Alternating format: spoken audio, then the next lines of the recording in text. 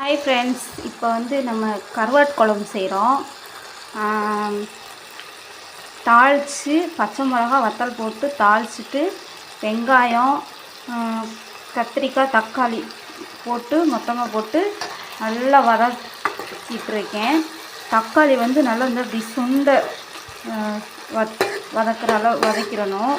நல்லா தக்காளி எவ்வளோ வதங்குதோ அவ்வளோ நம்மளுக்கு டேஸ்ட் இருக்கும் குழம்பு.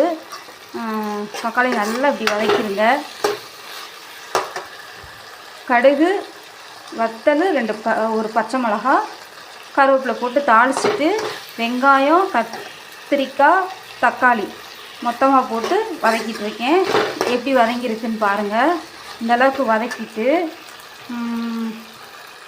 மசாலா பொடி வீட்டில் அரைச்சது 3 ஸ்பூன் போட்டிருக்கேன்.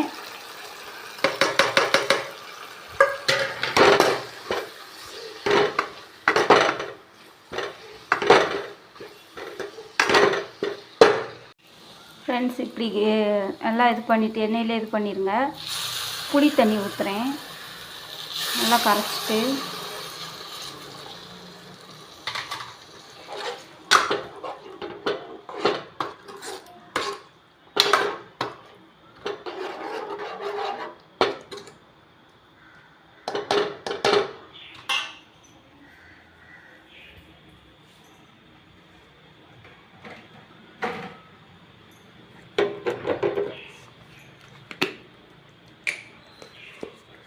லைட்டாக மிளகுத்தூள்,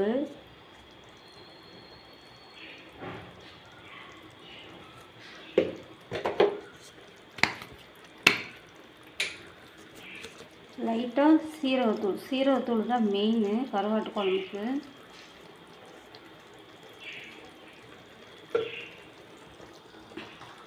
இதை ஒரு கிண்டி சொல்லுங்க.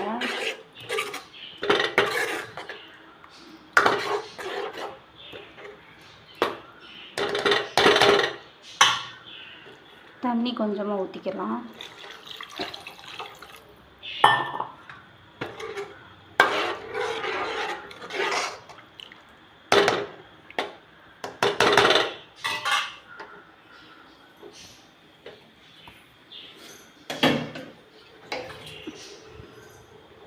இன்னும் கொஞ்சம் ஊற்றிக்கிறேன்.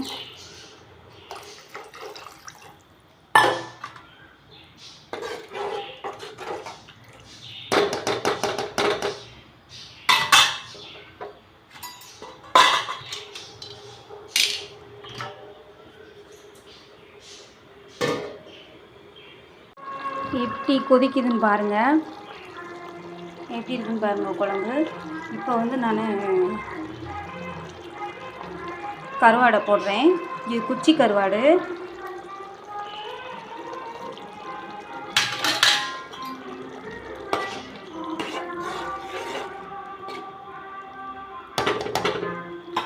ஹாய் ஃப்ரெண்ட்ஸ், பாருங்கள் என் குழம்பு எப்படி இருக்குன்னு. கருவாட்டு குழம்பு செம்மையாக இருக்குது, டேஸ்ட்டாக இருக்குது. இப்படி செஞ்சு பாருங்கள். சிம்பிளாக டக்குன்னு முடிஞ்சிடும் குழம்பு. இப்படி கடைசியில் இந்த கொத்தமல்லி போட்டிங்கன்னா இன்னுமே டேஸ்ட்டாக இருக்கும் குழம்பு. என் குழம்பு எப்படி இருக்குன்னு பாருங்கள். பார்த்தாலே உங்களுக்கு தெரியும். செம்ம டேஸ்ட்டாக இருக்குங்க. நான் டேஸ்ட் பண்ணி பார்த்தேன்.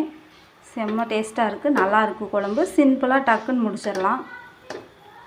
ட்ரை பண்ணுங்கள் ஃப்ரெண்ட்ஸ்.